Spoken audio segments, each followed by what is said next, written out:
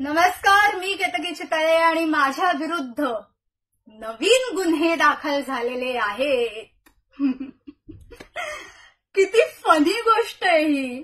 हे म्हणजे कसं झालं माहितीये ना की कोणी म्हणत असेल की देशद्रोह याच्यामध्ये या अंतर्गत जे काही कायदे येतात ह्याचा गैरवापर होतो, तर त्याच व्यक्तीला ही देशद्रोह करतेय असं म्हणून डिक्लेअर करण्यासारखं झालेलं आहे. मी जे काही अट्रॉसिटी विषयी त्या मंचावरती बोलले त्याचे सर्व पुरावे माझ्याकडे आहेत. पुराव्या विना असंच वाटलं म्हणून आकाशात बाण फेकणाऱ्यातली मी नाहीये. आम्ही कोणीच नाही आहोत. पुरावे आहेत. माझ्या स्वतःच्या विरुद्ध जी अट्रॉसिटी केस टाकलेली आहे, ज्या वकिलांनी टाकलेली आहे, त्यांनी एक विशिष्ट पद्धतीत स्वतःच कबूल केलेला आहे की त्यांनी ती खोटी केस टाकलेली आहे म्हणून. त्याचाही पुरावा माझ्याकडे आहे. सर्व पुरावे आहेत. लक्षात ठेवा. 3 मिनिटं, फक्त 3 मिनिटात ब्राह्मणांना आम्ही मारून टाकू असं म्हणणारी व्यक्ती, तिला काही होत नाही. का नाही काही होत हा प्रश्न विचारला तर पुन्हा कोणाच्या तरी भावना दुखावल्या जातील. बरोबर?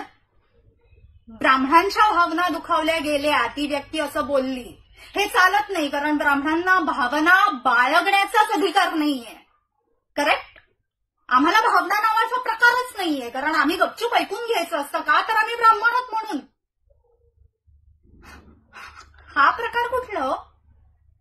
बरं, ज्या व्यक्तीने ह्याविषयी एक व्हिडिओ केला, म्हणजे सुशील कुलकर्णी यांनी व्हिडिओ केला की 3 मिनिटात ब्राह्मणांना मारून टाकू, याविषयी त्यांनी त्यांच्या भावना अॅनालायझर या चॅनलद्वारे व्यक्त केल्या. चॅनल लगेच हॅक झाला.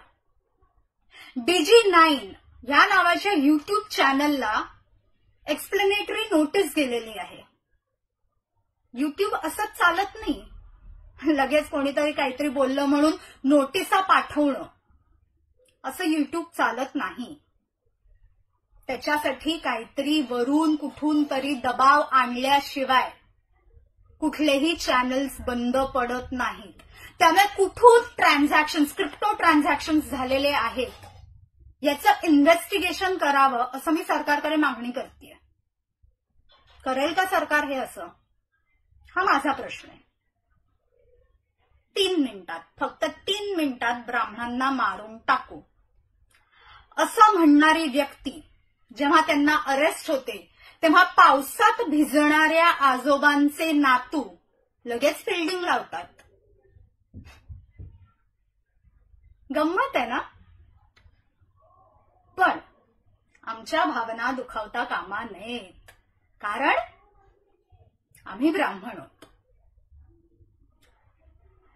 1948 मध्ये ब्राह्मणांना मारून टाकण्यात आलं. गॅझेटमध्ये 8000 हा आकडा आहे. ब्रिटिश गॅझेटमध्ये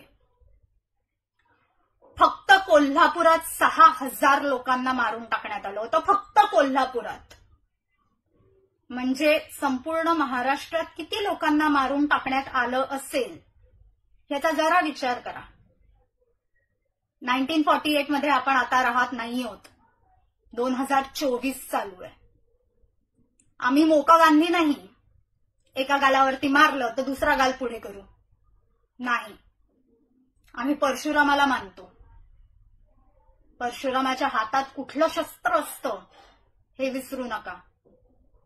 मागच्या वेळेला माझ्या दारी एक चाकू घेऊन तुम्ही माणसाला पाठवलं होतं. त्या पोराला मी समजावून तुमच्याकडे परत पाठवलं.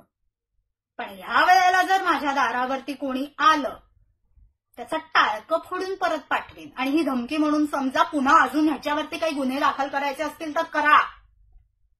ऐकून घेणार नाही आता.